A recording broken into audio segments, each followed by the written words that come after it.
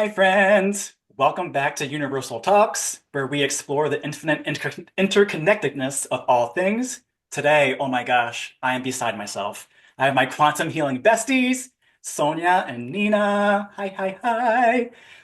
Each of us are navigating completely different chapters in relationships and love, so I thought it would be a fun subject for us to hit on. Where I'm at, I'm fairly fresh out of a 13-year relationship. Nina is a newlywed, and Sonia is longtime single and ready to mingle. So we're going to share just some wisdom, some challenges, and just some quantum insights of just where we stand and hopefully be inspiration to whoever's listening. Sonia is content with Yes, being in self-partnership, but yes, my heart you're is owning open. it. Yes, right. My heart is open for that divine, that buck deer, that integrated masculine feminine man. Yeah, yeah. He's got to exist because I see the buck all the freaking time. Yes, you do. You do. So first of all, just how are we? How are you, ladies? Nina, how are you? I'm good. I'm good. I'm keeping warm and yeah, just Great to headed hear.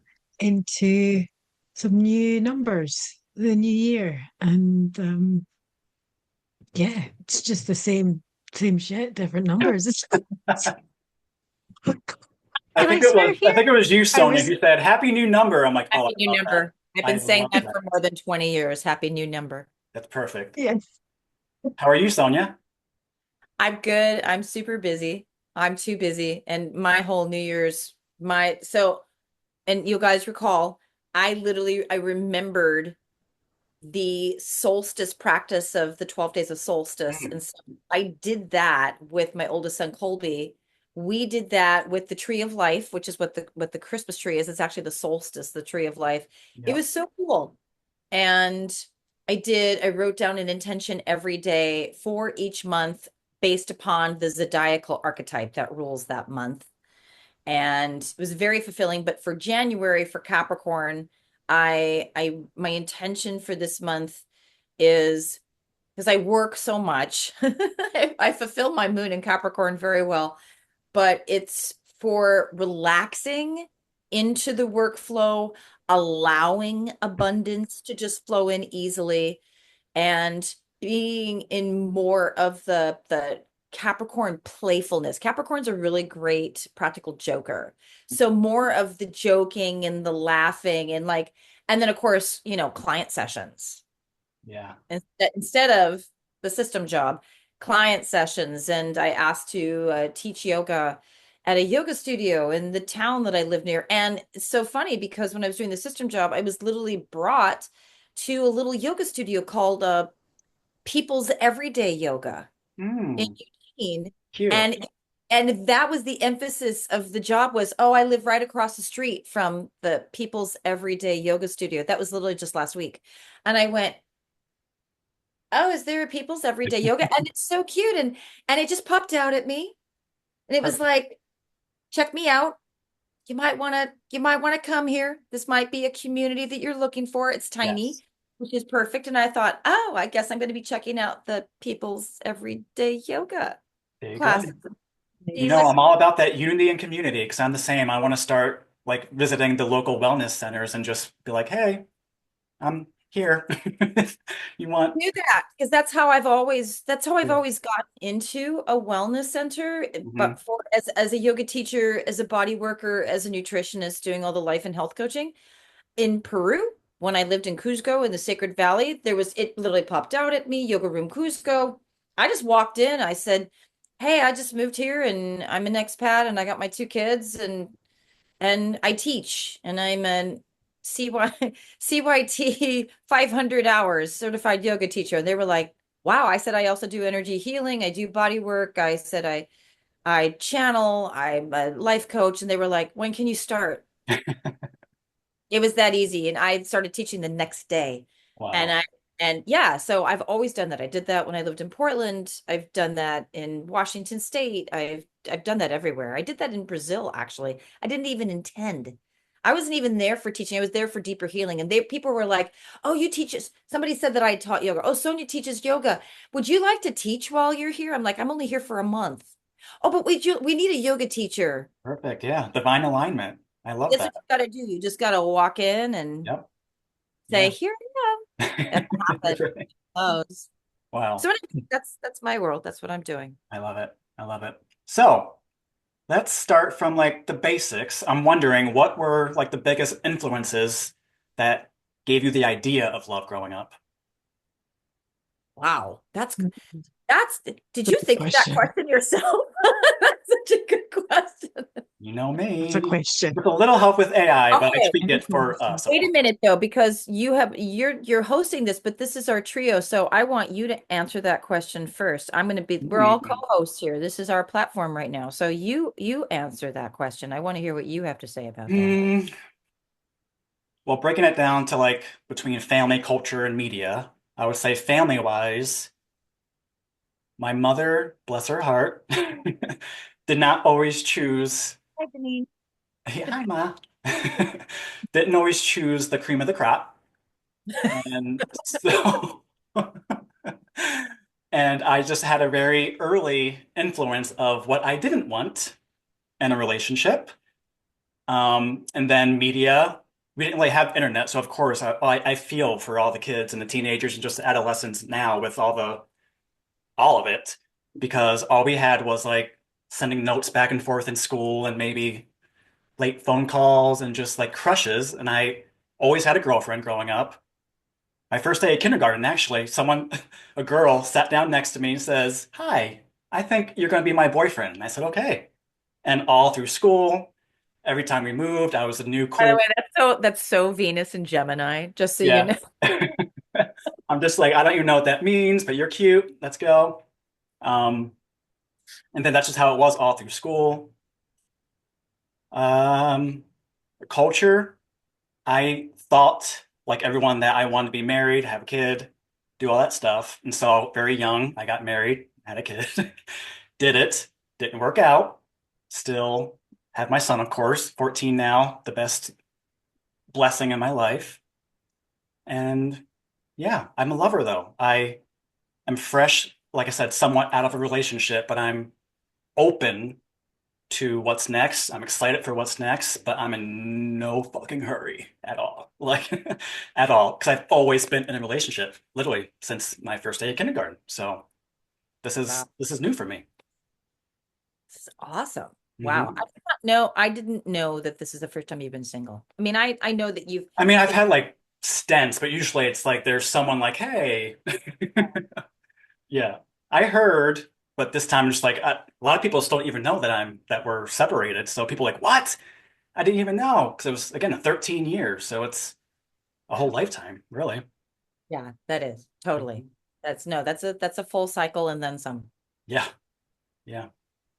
Wow. So then to dive more deeply into that question, Kenneth, like do you feel like you were following a programmed template into that?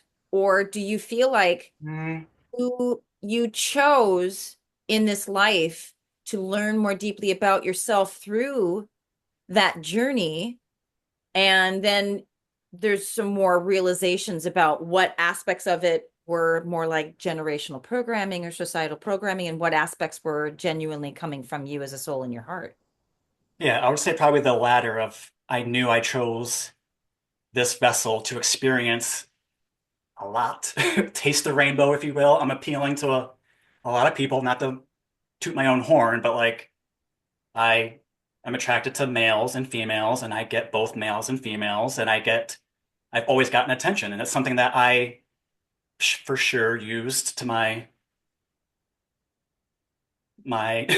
what was the word I was looking for? I had fun. I've had fun.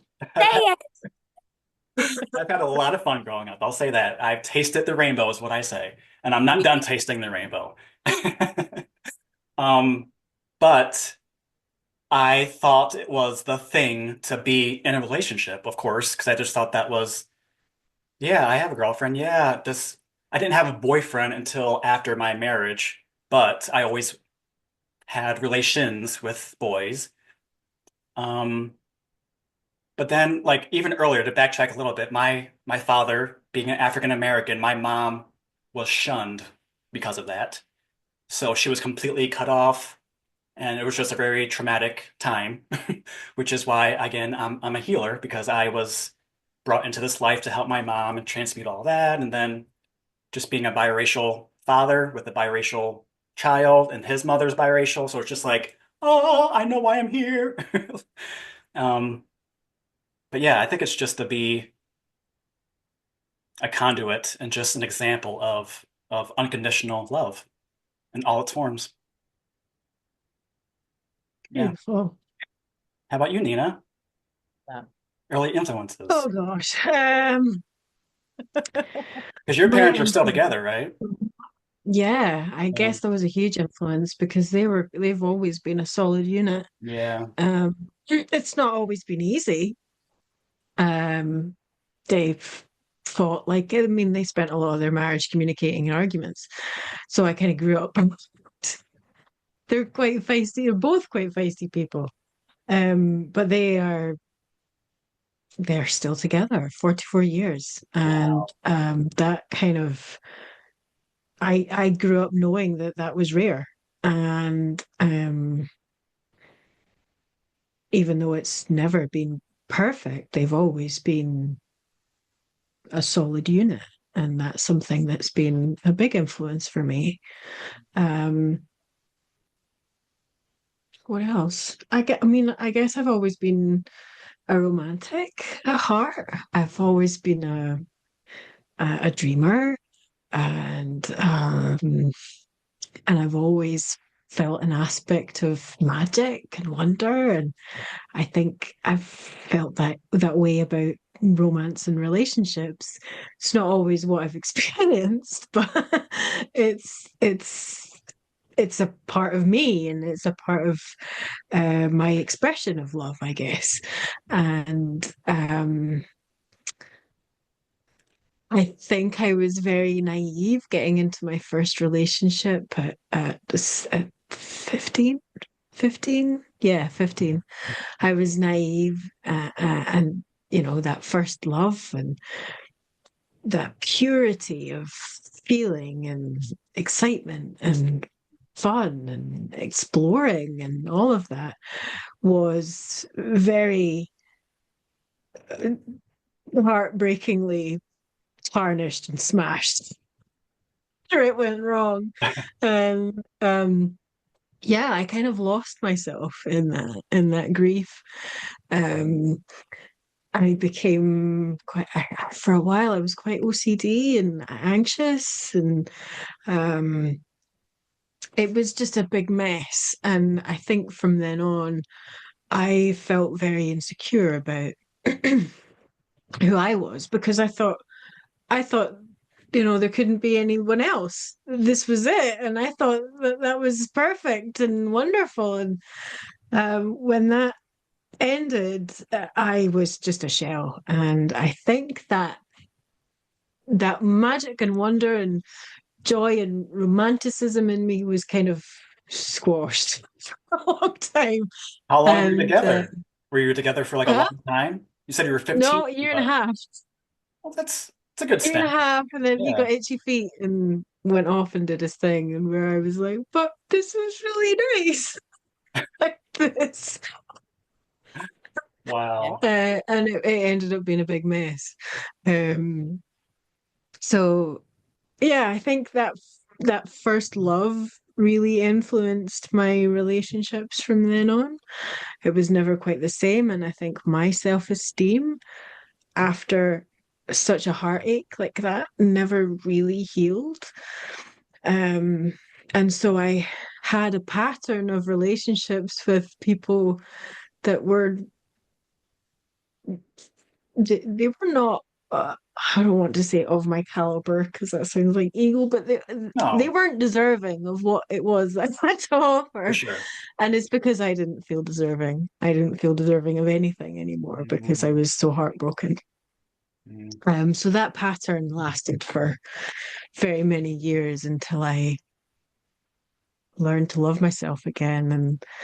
And oh gosh, I've been on so many journeys with finding that self-love and that appreciation for being with yourself. And I was single for 5 years after my daughter was born.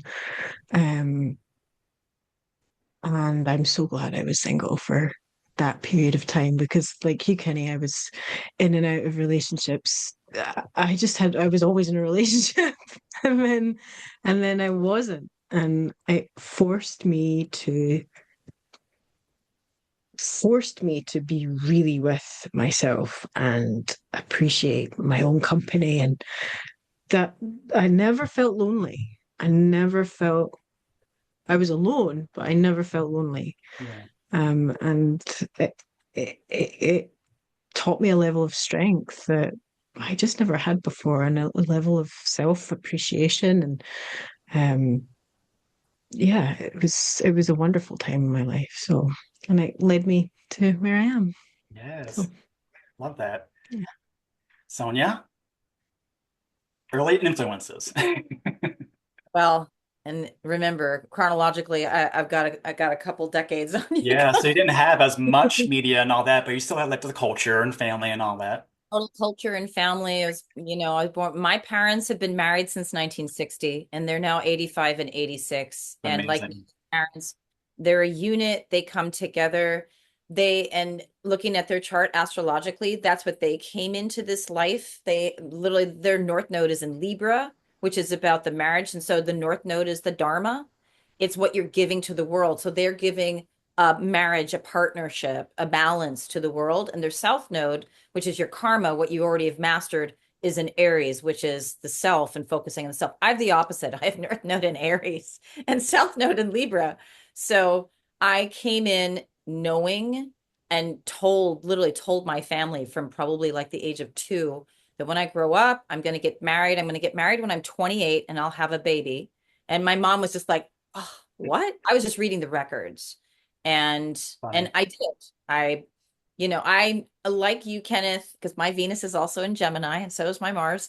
I knew that I liked boys right off, but I also had a couple crushes on some girls. And I was very aware of the difference of the feeling and what areas of my body it was coming from when I was around a girl who was a part of I think my school in Lafayette, Indiana. We lived in Lafayette, Indiana at the time. And I don't remember her name. I just remember that I felt really electric around her. But I also noticed that I wanted to just like hold her hand and be really close with her. Mm, And then there was a boy in my dad's church because my father's a minister. There was a boy in my dad's church, and all of that energy was much more in the lower part of my body. And I was like, ooh. And with him, I felt like I wanted to be more assertive. And I'm a person when I was younger who I was very much mirroring everybody and kind of taking on being so mutable and my personality. I'm so adaptable. I'm such an adapter that I would adapt to everybody's energy. And then I would just kind of observe how I felt around them. I recall that there were only a few girls, and I don't identify as bisexual. I definitely tried that out when I was a teenager. I had one girlfriend when I was in high school, and it was like a whole secret thing, but I'm so honest, I was so open about it. And it was considered very scandalous in this small town in northern Minnesota where I went, and it was very hard. And I was teaching these people to open up, and it was hard to be that kind of teacher. I actually knew it at the time, but I also had a boyfriend at the time too. So I had a tendency in the first 23 years of my life to kind of just follow the flow of where my heart was showing me. And it was more boys. It was probably only like 3 girls that I was actually attracted to. And I was very curious about the attraction to girls because I knew that I would have a husband when I was an adult. I knew that I was going to be a mother. I knew I would have 6 kids. I knew, et cetera. I knew these things. So that's when I finally got to the last girlfriend that I had when I was 22, 23. And I was with a boyfriend at the time. And she and I were dancing professionally together, and she was having an affair with a married man. And she and I had this electric energy together. And I then started to tap into past lives. And I realized that we had past lives together and we were married. And so I started telling her this. Oh, And she started remembering. And she was like, I tried to have sex with her and I vomited. And so that's when I was like, I've told you guys this story before so many times. I was like, she was so shocked. No, I vomited on her genitals. And because I was like, oh, and she was shocked and she went, what? And I said, I literally, and I'll be graphic. And if you want to edit this out, I looked up and I was like, where's the dick? oh my gosh. I was like, I don't think I could do this. And she's looking at me. She's like, I thought you were bisexual. No, clearly I'm not. I'm having a physical reaction. I said, I already have one of those. I don't need that near my mouth. Oh my I God. need a penis. I have to go. Hey, whatever it takes. Whatever it takes. So, and the reason why I'm bringing this Wow. up is because this was literally, I literally went through this whole kind of like, I guess you could call it a sexual alchemy. I went through this sexual alchemy of learning, and it all ties back to being born under North Node and Aries, which is we're in that return right now. We're in North Node and Aries at this time of learning that I have to love myself. Aries is learning about the I am and the self-love. And I literally was learning by like having a homosexual brother and having family. Like my mom's half brothers are both gay men and married to men. And I was in the theater, so all the boys were gay and in the closet. And I was, and you're the one who taught me this term, Kenneth. I was the beard. I just thought I was the decoy girlfriend. You're like, no, that's the beard. Right. I mean, I was learning in my early life to love all these parts of myself, love all of these sexual expressions of myself, love all of these different alchemical connections that everybody was mirroring to me and I was mirroring back to them, and get out of egoic judgment. Mm. And I was aware of this by the time I got to be a teenager. And I was verbalizing all of this, and people were just did not know how to deal with that with me. They were just like, who are you? You're so strange. I mean, this was in the 70s and 80s, you guys. Yeah. So this in the 80s was such a dark decade. You know, you guys were born in it, but to actually be a teenager and a young adult in the 80s, like we survived it, you know, with the hair all over here and black Right. nails, safety pins. I mean, it was a tough time. It really was. And so here I am going through this sexual alchemy of really learning the culmination of who I am in a time when you're being warned about AIDS. You have sex like this and you're going to die.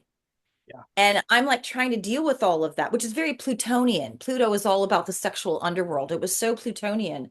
So I literally learned throughout that as I was attracting more males than females, I was learning my role with the guys, and they were a mishmash. It's so Venus and Gemini. He's darker skinned, he's Latino, he's from Vietnam, oh, he's white, he's blonde, he's whatever. I learned that I'm more attracted to masculine in this life. And it really kind of moved towards meeting my husband. It all led up to that when I was 27 years old in 1995 of in Hollywood of meeting my husband. And I realized that he was a person at that time who had also done some of this exploration himself and was coming into this space, and he's an Aries, coming to this space of I really love my feminine and my masculine. And that was the big attraction between the two of us when we met at that Hollywood party on July 9th was of 95 was he's explored actually like expressing his feminine with a man. Mhm. And I've explored expressing my masculine with women. And I think this is going to be an amazing relationship. And we were just in love, and that was it. And we were planning, we were engaged 6 weeks after we met, and or 4 weeks after we met. We were planning this huge wedding and we were planning children, and our kids were already trying to come in. Colby, my oldest, was already trying to come in. And then we're planning this huge neo-Renaissance wedding in 1996, and I'm pregnant with Colby. And I'm like, I gotta fit into a corset. What are you doing? Why? No, that was the higher plan. And I was flowing with that. And he was showing me that marriage, it lasted 18 years. It was very difficult, like so difficult because, and this is why I asked you the question that I asked you, Kenneth, with you, because I started to recognize that there was a karmic ancestral programming that I was running from both sides of my family that had to do with religion. You get married. That's what you do. Women are surviving. Men own them because my dad owns my mom, even though she's very independent. I realized that I was breaking that cycle. And so I was trying to find where my passions and my self-love fit into all of that. And I realized my ego was so attached to the idea of you're going to be married for the rest of your life.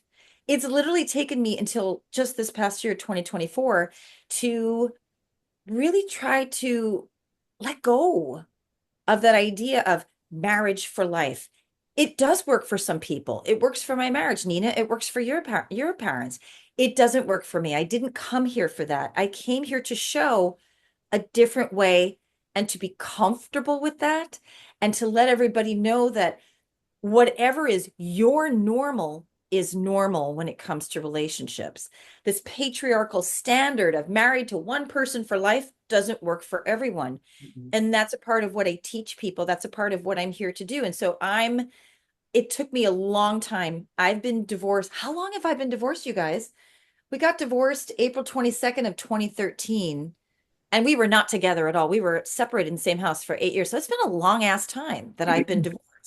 Yeah. Yes, I then went right into dating again. I dated and dated and dated. I had two potential strong, almost partnerships, just not honoring me.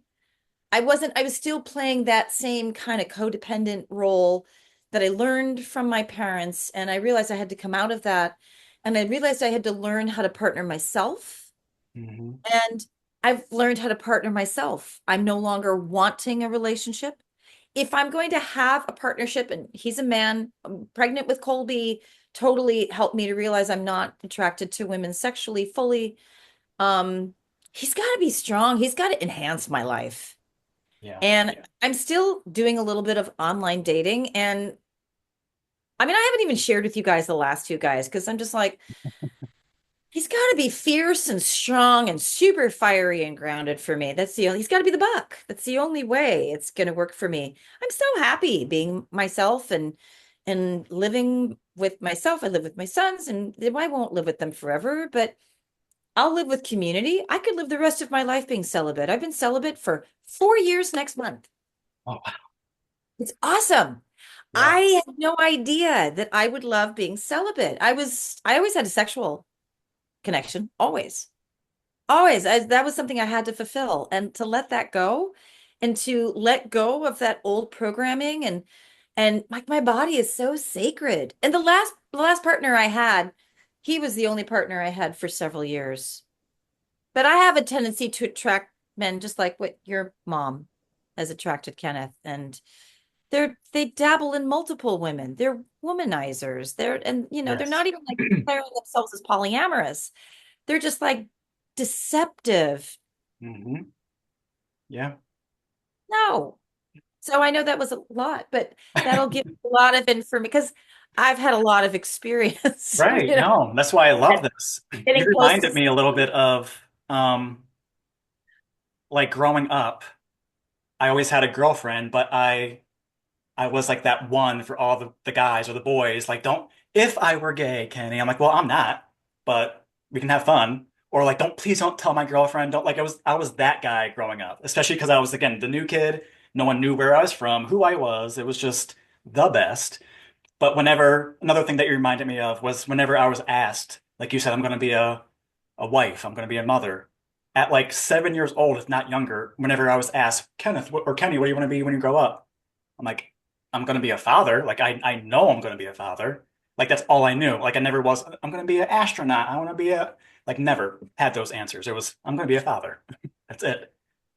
So, Yeah. I remember you said that when we first met. You said you always knew that you were going to be a father. But Nina, did did you always know that you were going to be a mom, or did it seem Yeah, like I remember? yeah. And I remember that actually, just as Kenny's saying that, I remember that when people would ask me, what do you want to be when you grow up?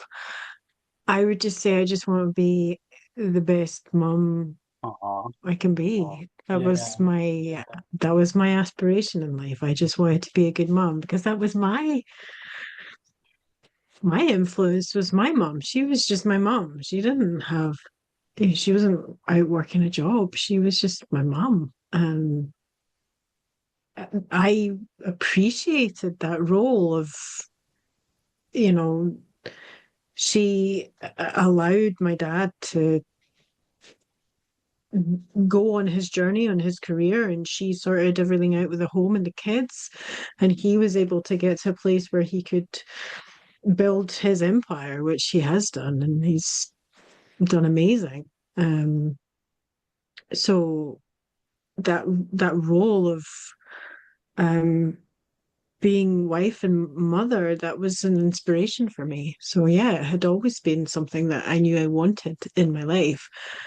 I just didn't know it was going to take me to 38 to find my husband. So um and have a child before then. So I had no idea that my path was not going to be the cookie cutter life. Um but I wouldn't change the way it is. Yeah. Isn't it fascinating how we can be influenced by or inspired by like observing and witnessing or just the lack of? Because it's like for me, my influence was what I don't want, seeing what was happening, and I don't want that. Whereas yours was, oh, does that make sense?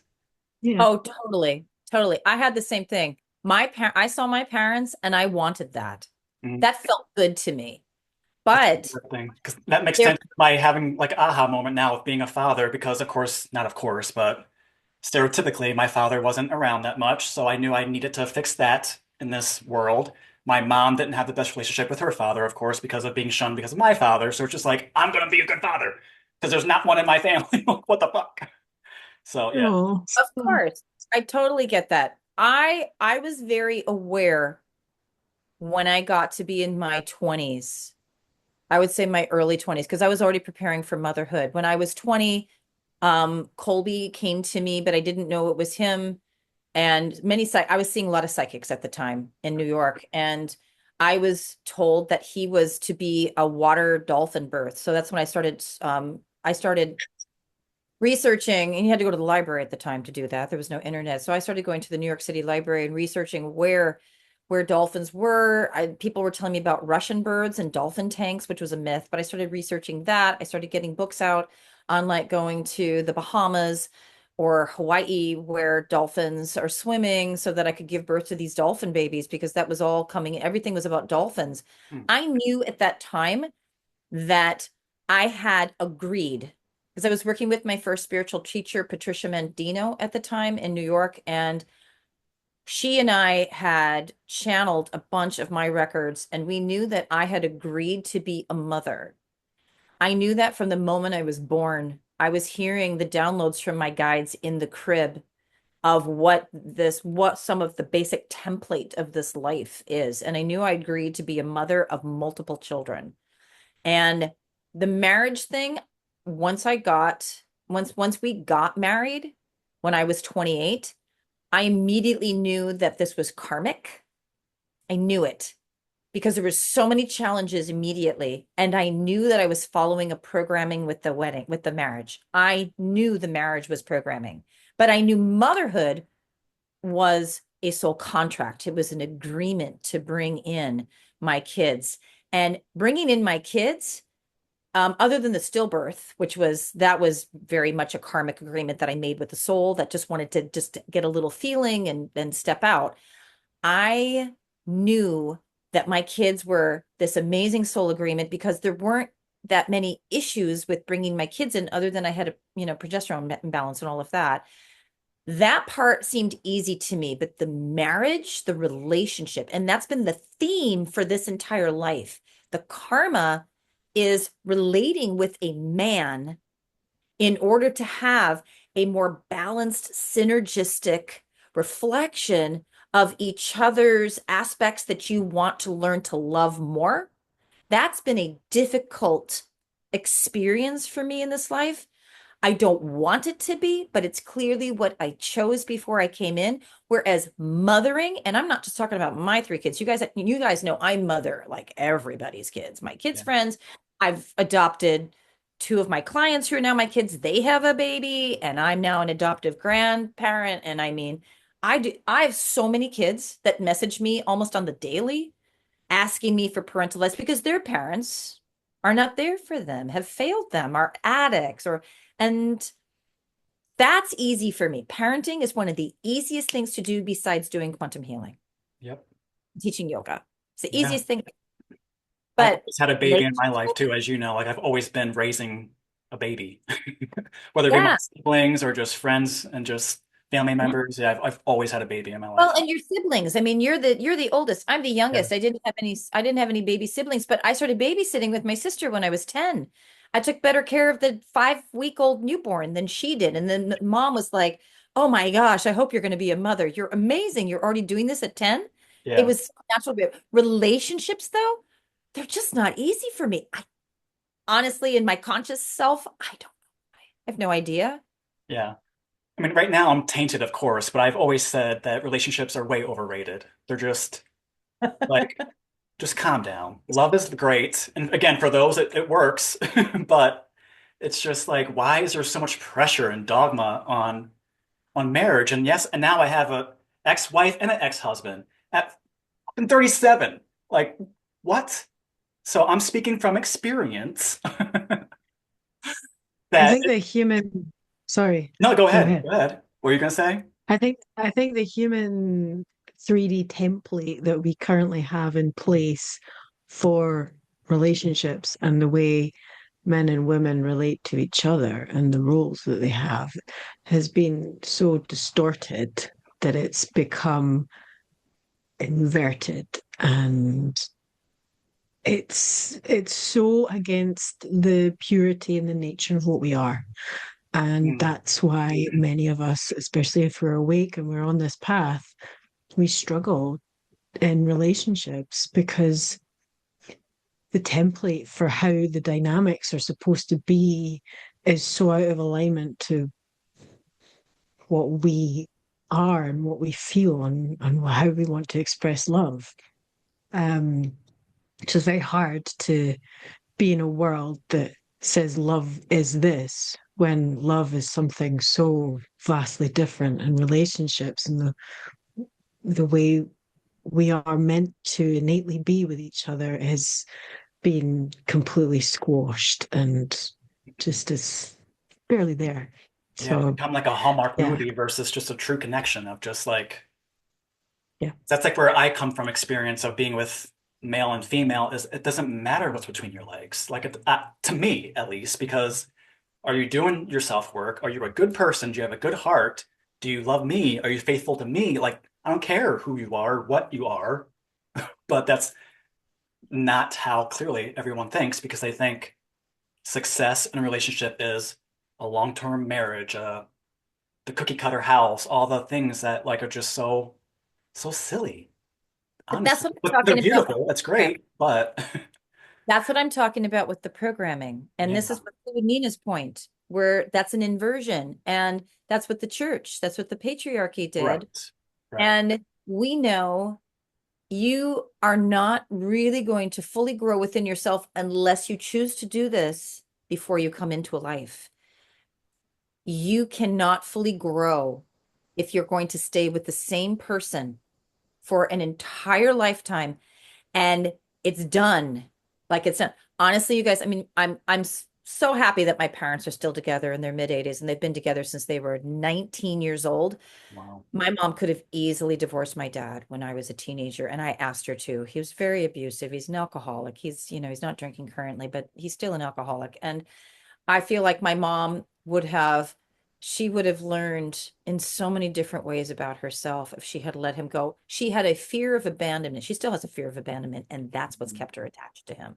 And Mm. they're that wonderful mirror to me of that. Literally, none of my siblings ended up staying in long-term relationships because we saw that, yeah, you stay. Me and my mom's like, but you stay with him. Mom, he's abusing your kids and you're staying with him anyway. He was abusing us. Yeah, but he's not abusing me. Mm. And I'm like, but we are you, Mom. We are you. Yeah. Where's your love for us? And so that left a really strong imprint with me of, and I was playing that out of my marriage, and it was literally my kids. And he wasn't abusing them, he was abusing me, but he was abusing them because he was abusing me. And a counselor who's a Reiki master at the time in 2012 was saying to me, and I said, but he's not abusing the kids. And she said, you just said to me what you said your mom had said to you as a teenager. Just flip it. The the man who abuses his mother's children is also abusing the children because you're all one unit. And that was like a light bulb moment for me. And I was like, okay, clearly we've got self-value issues going on. And that's been my theme this whole life is self-value, self-worth. And that's what I had to learn through an abusive 18-year marriage is I have to value myself. I have to have this incredible self-integrity. That has to be my absolute focus. So when these guys who I no longer am attracting guys who are abusive, I'm just attracting men who are weak. They're weak. They don't have their own self-value and they want to be codependent. They want to attach. And just an easy no for me. It's just like who are you? I can literally figure it out in one message through the online dating site. I can figure it out in one message. How do you see yourself? And it's tentative and it's like, I think you're beautiful. I think you really need to work on your self-esteem. I think that I'm just sharing and they don't know who I am. I've not shared my website. They don't know that I'm a quantum healer, nothing. They just know my name is Sonya. And I'm like, you really need to work on yourself. And these men are constantly seeking without. And this is what we are here. Those of us that are quantum healers, we are here to show through our example to people all of this work with your relationships has to come from within. It's the inner relationship. I have found my beautiful divine man within me. I love him. I date him, talk with him every day, all the time. He sleeps in my bed with me because he's in my body. I think we have the best time. I laugh so hard with my inner man. We have the best time. We have such a great life. I'm not lonely at all. I don't even feel alone anymore. And yes, I live with my son, so that helps. But I finally, when I was in my marriage, I was lonely. I was so lonely in that marriage. Yeah. I am, for the first time in my life, since the first 7 years of my life, I am not lonely anymore. I feel content and satisfied. And Mm. so, if this wonderful man comes in, great, I'm open to receive him. But if he never comes in, great. Have a great life. It's It's a beautiful awesome. place to be. Yeah. It's the only place to be, honestly. If this is where we're moving to, this brings to mind what you guys were talking about, and immediately it popped up. My middle child, Mars, as a teenager, when we moved back in 2017 from South America, and I was trying to get back together with the last lover again because there was the loneliness aspect and all of that. And I said to Mars, I just can't, I don't know what it is about myself and men. And I said, where do you see a man in my life? And Mars said to me, just sat there, looked above my head, and then was just reading and said, your man is not in this dimension. Your man is in the next dimension. And you are still. And I said, well, what dimension are we in? And Mars said, well, we're in 3D, of course. I said, my man is where? And Mars said, your man is in 4D. And when you get to 4D, that's when you're going to align with him. Mars Mm. said, I said, is he in this dimension now? Mars said, he's in this dimension now, but he's not ready for himself, let alone you. Wow. That came out of my 14-year-old's mouth. Wow. And I said, Amazing. wow. I said, when am I going to, I said, I got to get to 40. And Mars said, this quantum, this Q, and then I was QHHT, newly QHHT at the time. And Mars said, this QHHT work that you're doing is what's going to bring you into the fourth dimension. That's amazing. And it's true because I'm in the fourth dimension now. Yeah, I don't think you've shared that before. That's awesome. I don't think I have either, but yeah. And I was like, oh my gosh, I've this. felt that about you, Sonia. I've felt that your person is not in the 3D world. He's beyond that. And Yep. I don't think you've ever been separate from him. I don't think you've ever been away from him. But A lot of he's just people. not in your life. He's with you. He's just not physically near you. So many people have shared that with me. So many psychics. One of my besties, Sayasha, Gianna, she always says that. She's like, he's never been away from you. He's always with you. I actually had some psychics when I was in my 20s say that I did see a girl. I met a girl at this party and she was psychic and she literally took your right arm and she literally just ran her thumb up and down the inner arm. And that's where she saw Colby. And this was like when I was 25 and I had not met the kid's father yet. And she's like, "Oh my gosh, you have a little boy around you." She said he was going to come through your mother, but he decided to come through you. And my mom had a miscarriage and it was a boy after I was born. And this was Colby. And then she says, you know, you have two significant partners. And she said one is in this time space and another's in another time space. And the one that's in the I didn't know what the heck she meant at the time. Right. Because the one that's in another time space is actually with you right now. Hmm. She's like, he's not. She said, so you have this idea in your mind of, and I was all into twin souls at the time. I'd read this book in New York on Taoism and twin souls. And so I was like looking for my twin soul, which we didn't Right. call twin. She's like, you keep thinking about this twin soul, but she said, she's like, it's within you. She said, this man is already with you. She said, but he's far off. And then she goes, oh, I'm not. And then she goes, oh, I'm not sure I was supposed to tell you that. Sorry. I was like, what? I Hmm. was very confused, but that was the same thing. It was the same thing. Yeah, I've done sessions before for um more than one, I think two or three clients who have always felt that there was a great love out there for them, but they're married, they're in relationships, so they've been married for a long time, but they've always felt that there's been something, a great love that they've never found. Um, and in their sessions, they've always, I remember two in particular, they met with their counterpart, that were in other dimensions. They chose to come to Earth and have the Earth experience, and their their other half decided that no, they were going to stay and tough it out there, Yeah. and they were both really relieved to have that information, but at the same time, it was received with an element of grief because they realized that that was actually never going to play out in the physical world. Although they knew they had something that was beyond this world and beyond what humans get to experience. Hmm. Um, so it was kind of like a double-edged kind of feeling, but it was beautiful in that they were able through the quantum healing sessions to meet this other aspect of themselves, essentially, Hmm. um, and remember this part of them and this part of their soul's journey.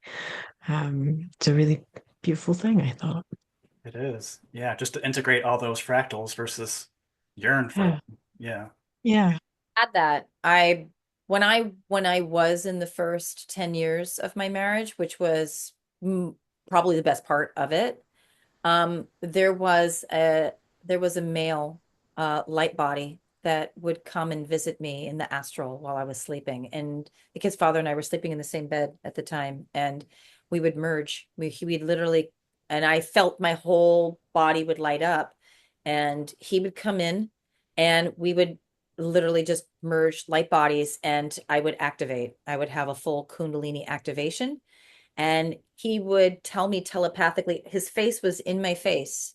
it was very lucid. And we would meet in a realm, and he would say to me, always remember that I'm right here. And then he would move back and I would be craving. And then he would come back in again and he would say, remember, we made this agreement. And then he would go out and then he would come back in another night. And it wasn't every night. It was very random. He probably came in during solstices and equinoxes and gateways and all of that. And we would merge and I would feel like I felt kind of like I was whole again. And I would yearn for him. And I finally asked him the last time that he came in, I said, who are you? And he said, I'm you. He says, I'm that masculine component that you think you're missing. And I said, why aren't you here? And he said, because we chose for you to descend and not me. And Wow. I said, will I ever see you? He said, I will come in through certain loves of yours. And so he did. I never told you guys any of this stuff. This is the stuff that I don't know if I've ever told anybody, but he came through. There was a man that helped me in the divorce process in 2013, and he was only in for about 6 weeks. And my masculine counterpart came in through him in his body, and the guy that I was dating at the time realized it after the fact, but he came in, took over my lover's body, and his eyes changed from brown to blue. Wow. And he put his arms right around me and he pulled me right up to his third eye. He was very tall. He's a very tall guy that I was dating. And it was immediately my face in a masculine form.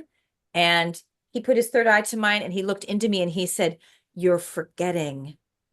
He says, and he pointed his finger and he said, I'm in here. I'm not in this guy. He said, I'm in Oh, here. And he said, I'm always with you. And I was crying and I said, I want to see you in another human. He says, remember, I will come into certain men. But he says, but you're forgetting I'm you and you're me. And then he went out and the guy I was dating, his eyes turned back to brown. And all of a sudden he shook his head and he said, what's going on here? And he got really upset because he's moon in Scorpio. So he was his clairaudience was off the charts. And he's like, wait a minute, are you using me to channel? And I said, no, I'm not. He goes, no, I didn't agree to this. And then he stormed out. And then our wow. relationship, that was the last time that we were really together. Yes. So it's happened. It happened with the last lover that I had that you guys know very well who he is. And he came through him a couple of times while we were having sex. Hmm. Yes. And I was like, here he is again. And he said, and he like looked deep into my eyes, and my last lover had very dark brown eyes, and his eyes turned blue. And he literally said to me, remember, and it was almost like a psychedelic trip, or like when you're coming back from big astral travel, you get sucked back into your body, but you kind of hear an echo of the last thing.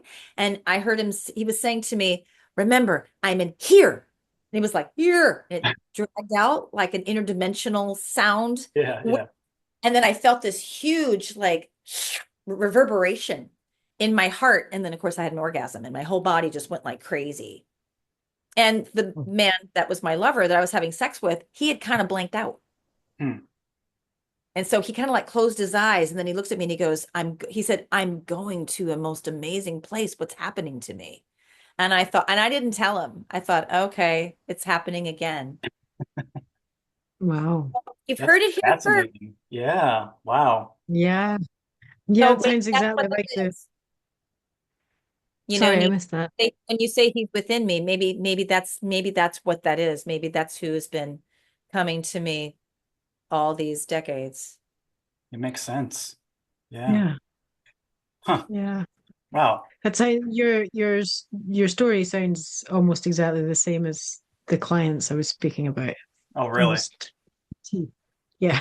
But I was obsessed. I told you guys this years ago when we first came together online and everything and started communicating. I was obsessed with the twin flame reunion for decades, Yeah. obsessed with it. And what it Hmm. did was it pointed me to the twin flame is you. It's your higher self. Yes. It's your higher self. That's who it Yep. is. And people go, do I have a twin flame? Everybody has a twin flame. Of Yeah. course, it's your higher self. Hmm. Yeah. I can't stand the twin flame soul saga, but Oh, I was so entrenched in it everyone for was. Yeah, I over a know. decade. No. Yeah. And then I went, oh, wait a minute. This is just a, a crazy way to sell card readings. 100%. 100%. And so inverted and massively based on narcissism. Hmm. Yes. And Thank you. Yep. yeah, yeah, It's you. Yep. I mean, guru in yoga, we're looking for the guru. Guru. It's Hmm. you. yeah, You're the yeah. guru. You're looking for the self. And once you connect with it, then you realize that you're whole. Because Hmm. you're already whole. It's the self-realization of that. And then there's no want anymore. I don't want a man anymore. There's no want for it Yeah. because that I still think there's something that's not complete within me. Yes. Does my body need a masculine supportive counterpart? It does. My body, yes. I mean, honestly, my body needs to have a strong, supportive, safe, masculine daily touch, therapeutic sexual touch. Yes, my body does need that. Absolutely. Mm. Do do I need to look into the eyes of a beautiful man who I feel safe and supported and nurtured by? I do. Absolutely. I do need that because I'm in a human body and my human body needs the touch of others. Yeah. But I don't have an egoic want of it anymore.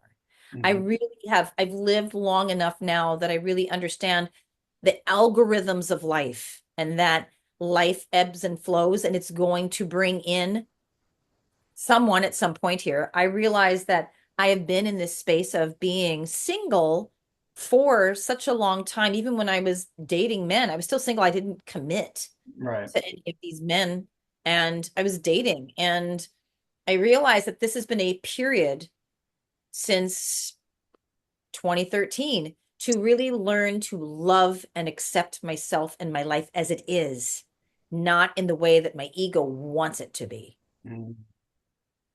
And I have. Yeah. That's something that would, well, more recently in my most recent relationship, it would almost be like a intimidating thing that I was so confident just being myself.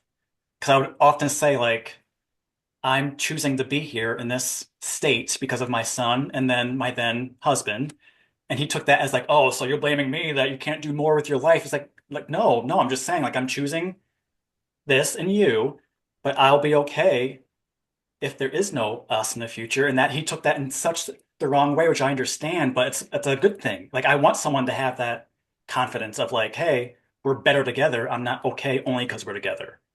And I'm just not a codependent person. Again, probably from my Yeah. influence of what I don't want to be. I almost regurgitate with someone who is like needy.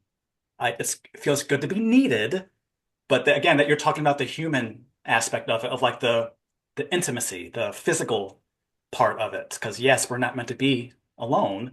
So it's very quantum, it's very tricky, it's very confusing for many people, I understand, especially if they have zero idea of what love is or loving themselves is. So it's just, yeah, that's why we're here.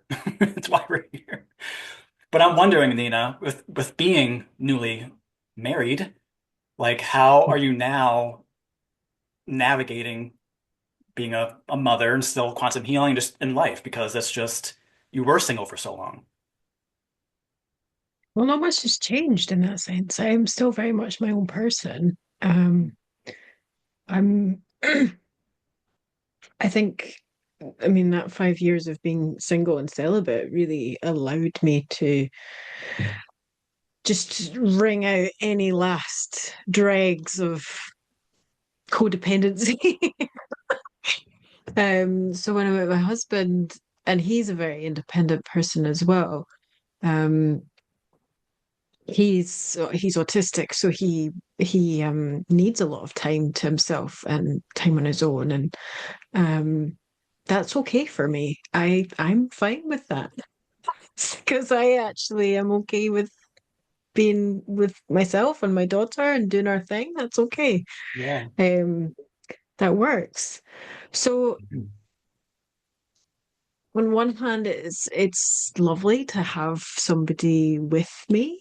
You know, at night, it's lovely to have somebody next to me.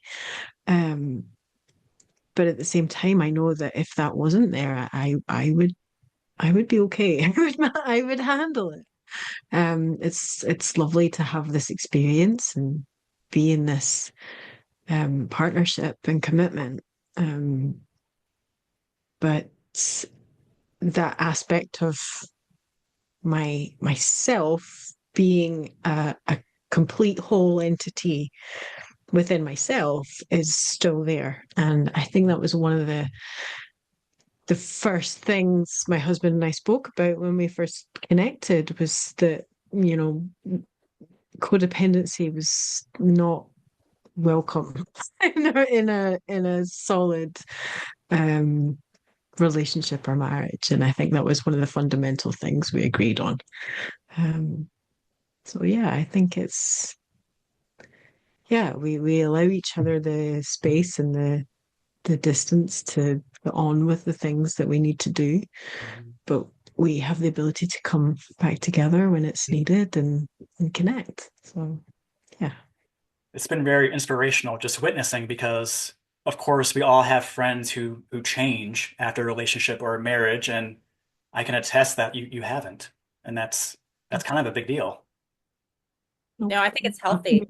Your relationship is so your whole perspective, it's so healthy. Yeah. Yeah. A I healthy think relationship. And the yeah, I communication think is key. I always admire how much you actually communicate. You don't just let things go. That's, Yeah. yeah. yeah. Yeah, I don't think I would have been able to get to this place 10, 15 years ago in a relationship or a marriage.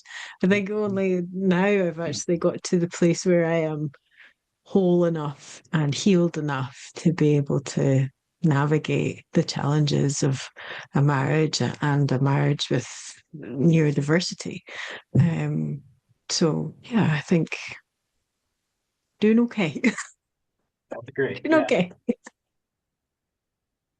So we are deciding to do a part two. So stay tuned because we're just getting started, folks. And clearly we have so much to say, and this is just a magical trifecta.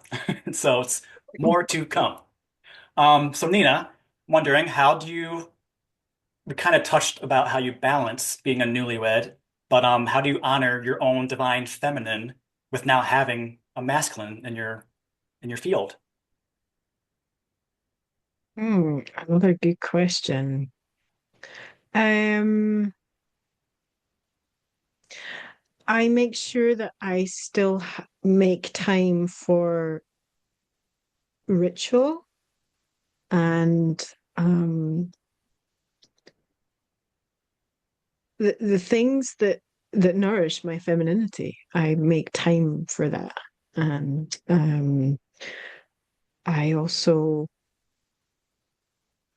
oh, this is a good question. I've not thought about this. I definitely do the ritual though. I definitely, you know, there's certain things that I still do. Um, And by ritual, what do you mean? um, like if I'm doing my channeling work or my work, it's very feminine in the Yeah, things I do. yeah. Um,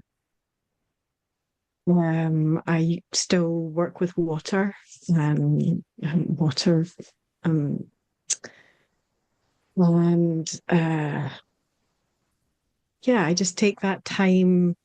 Even it's just small things, light a candle, listen to music, meditate in Mhm. that kind of space that is it's all, I mean, feminine is all about self-love and um And you're into beauty and stuff. You do makeup, you like hair, yeah, nails. Yeah, yeah, and I think all of that I still kind of nourish myself in. So, for yeah. sure. Um but then I allow myself to be feminine and that I allow myself to be vulnerable and I allow him to I allow him to play out his role as well. And you know, when he wants to protect or I give space for each of us, basically. Mm, that's That's what I beautiful. want to say. Yeah. Sonia, how do you incorporate the divine masculine since you just have you? Good question. I've thought about that a lot since it's something that I realize is now finally balanced in my life. And it Mm, wasn't as balanced for so long because my kid's father just was not being a divine masculine. And reflecting on the 18-year marriage, I realized that I ended up stepping up into that role of both to raise my kids myself. yeah. And then when I got out of the marriage so many years ago, then I was really looking at that and saying, okay, what is the masculine? I have to literally just kind of like look at this fundamentally for myself. What is the masculine and what is the feminine, and how do I display them both? Because this is a life for me to have more gender integration. Mm, This is a life, and I've known that since I was born. This is a life for me to really embody both of them. yep. And because I am attracted to men who are more balanced with masculine and feminine than overtly masculine men. And I make sure for my feminine that I am as creative every day as possible. I move a lot. That's a very feminine energy. Moving, Yep. moving, moving, moving. You guys know I'm a champion mover. Yeah. I move all the time. I make time for play every day. I have an away gym that I teach yoga and Pilates at. I have a home gym. I make sure that I hit the playgrounds on a daily basis and that there is a structure, which is the masculine. My work schedule is the masculine energy. And Mhm. it's like, okay, but I have to have this time to just jump on my rebounder, and I have to have time just to look outside, and I have to have time to play with the kitties, and I have to have time to talk with my kids and look at things and laugh and just like bring all of this fun, creative joy energy into my life. And I have to have time for mothering. That's very much a divine feminine aspect for myself. I have to be able to mother people that need mothering it. I need to be able to mother my kids. The masculine part comes in with the structure. I've made sure that my work is at least fun for me. My quantum healing work is completely fulfilling. Teaching is my system job. I have to be able to have fun in it. Mhm. And so I know I'm embodying both that masculine and that feminine component. When I'm out into the field with other people, I make sure that when I'm around men, that I pull back and that I allow them to step up into their masculine role so that I'm really kind of retraining my wounded inner child from my childhood, because my father didn't treat me that way. He didn't treat me very well. Yeah. He treated my mom better.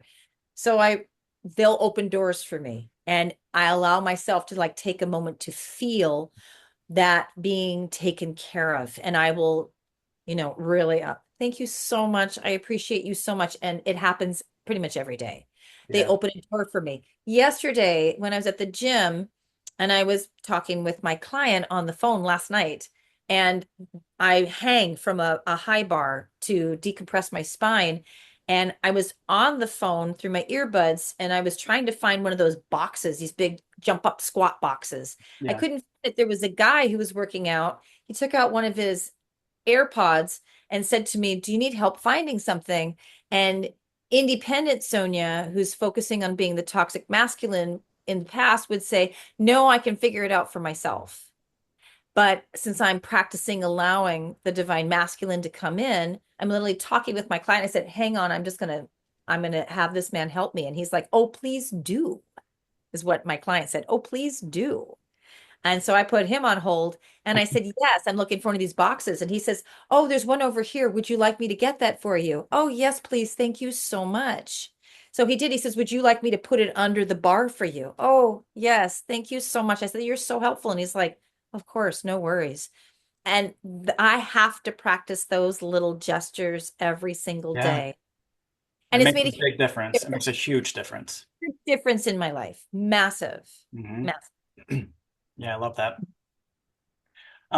Nina, if you could give one piece of advice to your younger self or to the listeners that are in different stages of their relationships, what would it be?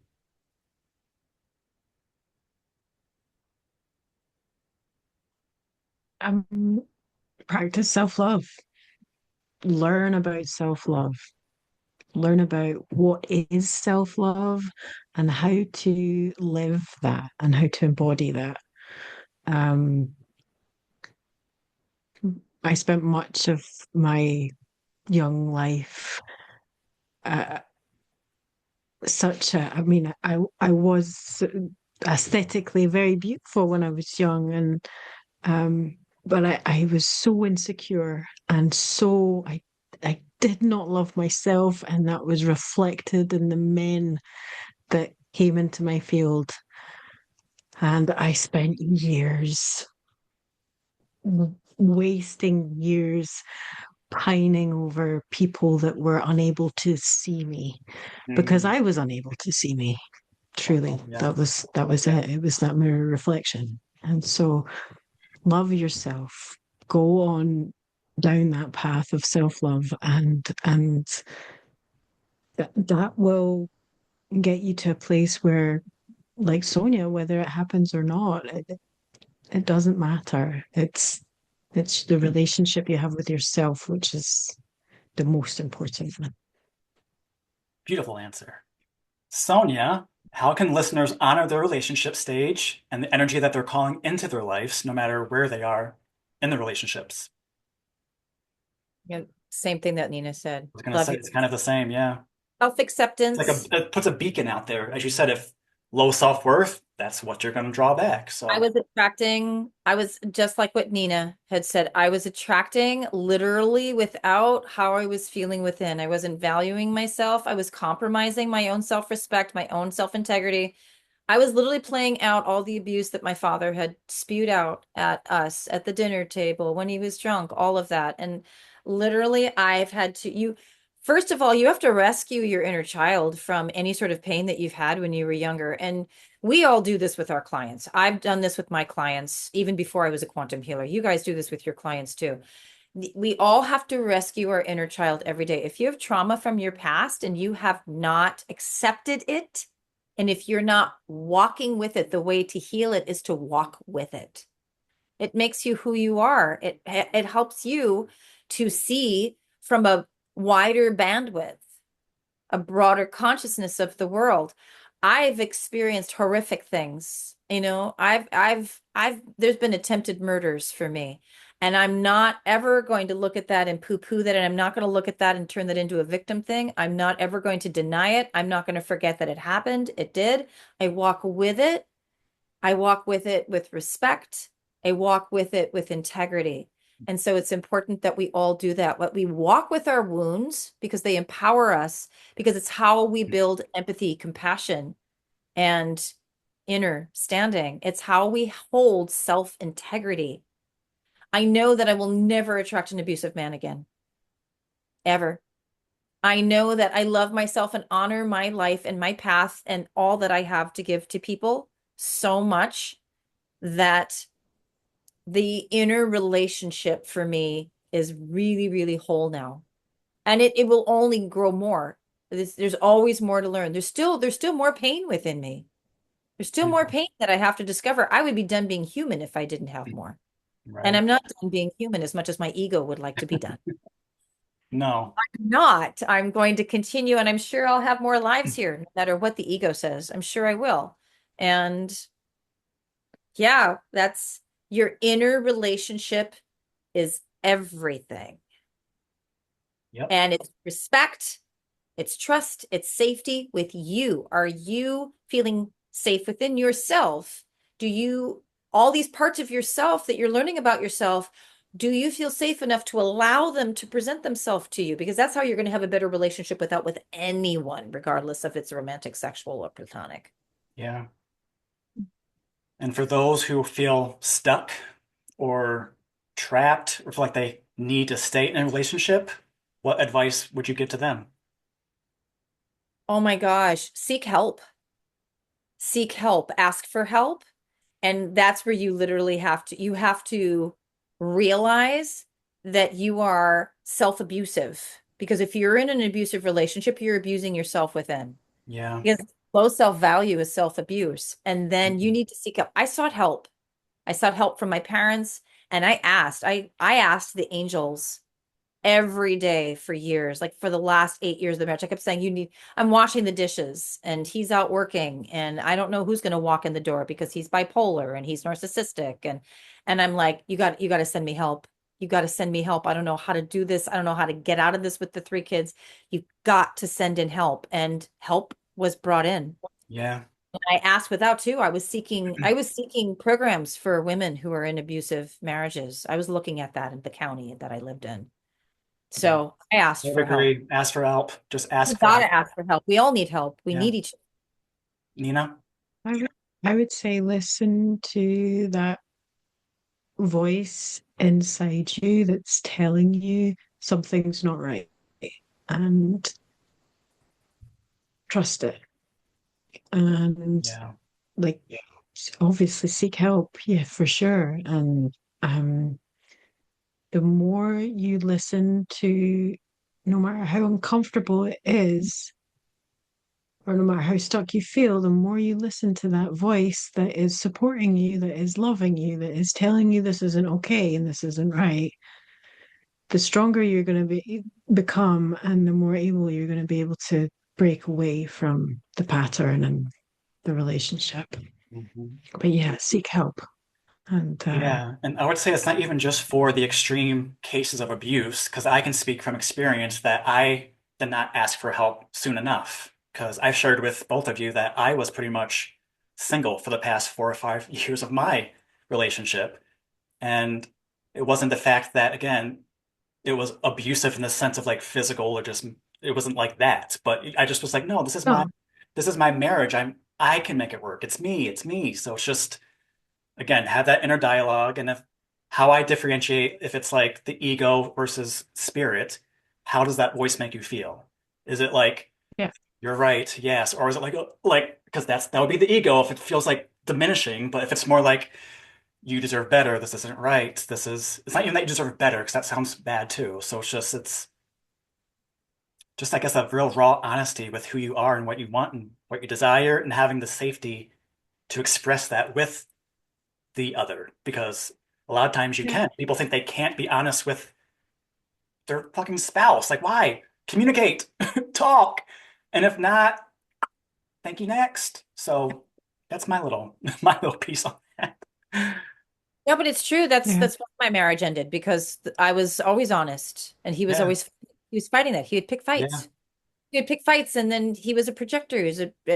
And you and everything that was the dialogue within his mind of how awful he was verbalizing it on and pointing at me. And you are a terrible parent. And I'm like, I'm raising these kids myself. What are you talking about? right, Yes, and no. I mean, I had physical abuse, right. a couple of incidents of physical abuse, but it was energetically and emotionally and mentally abusive long before he tried to kill me. Long before that. Yeah. I had signals early on that this is a no-go. And I mean, we went through 12 counselors. I've told you guys that so many times. And each counselor was like,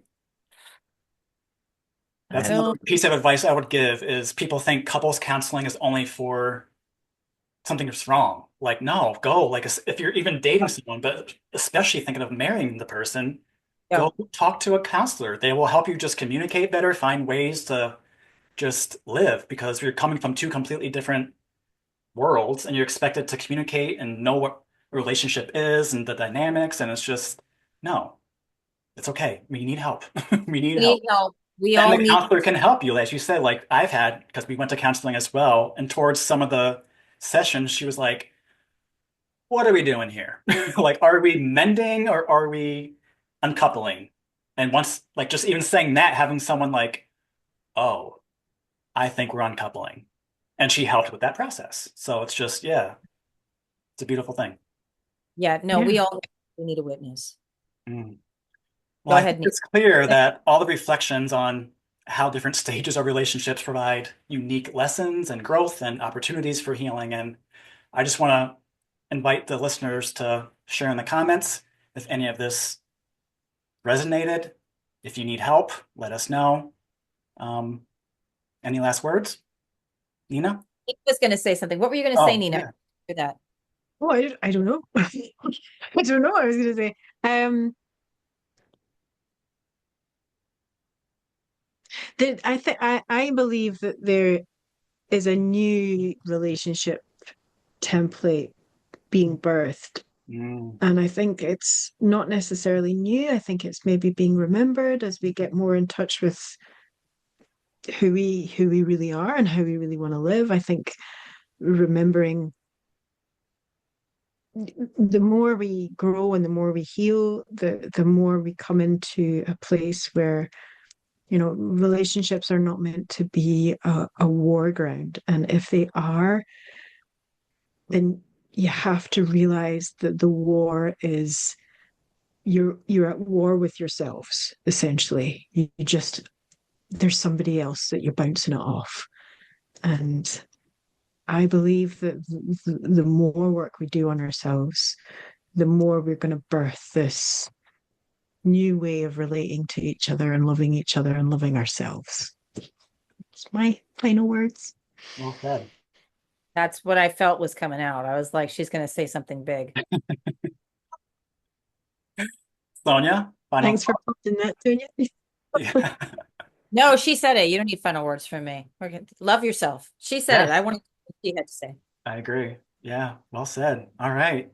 Well, thank you both so much. Again, we will definitely come back for part two, if not even just start a series with this, because this is just something that we've been talking about for years, and it's just finally Yeah. come to fruition. So I'm so honored, so grateful.